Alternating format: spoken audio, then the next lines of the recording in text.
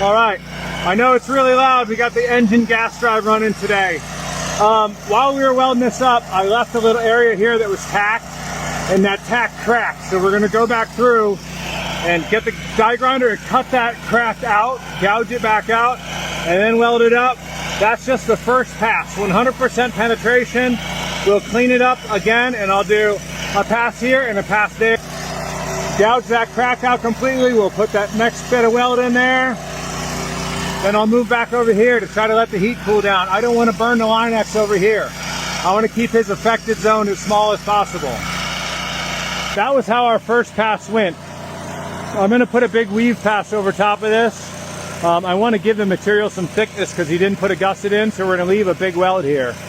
That's my best way to repair it, in my opinion. So I'm going to fill both edges. It's going to be a big pass. I'm going to go ahead and do it a weave pass. That way it's nice and strong. All right, here is the final verdict. I ended up doing a weave pass instead of doing two passes.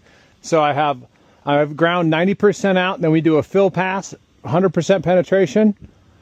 If you get cracks in that pass, grind it out, re-weld the cracks. Then I do the big pass over top. Sometimes I'll do two stringers. This time it laid out better with a bead, with a weave, because it was still dirty. So it kind of just washed it out better and got into this toe of this weld. There was a pile of porosity in here, so that's when I decided to do the weave, because the stringer didn't really lay out very well there. So I'll take you a little closer. That's it. Boom, boom. Tied into the toe of this weld really well.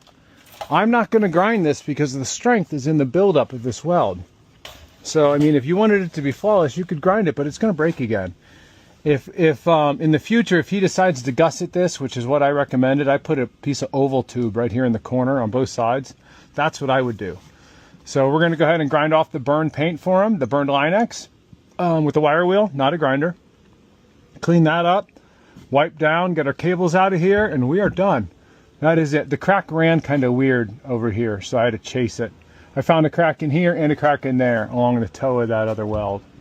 So yeah, that's it. T-top repair on a 39, no, it's a 36 yellowfin. And we did a really good job keeping the boat clean. The vacuum, running the vacuum with the die grinder was amazing, miraculous.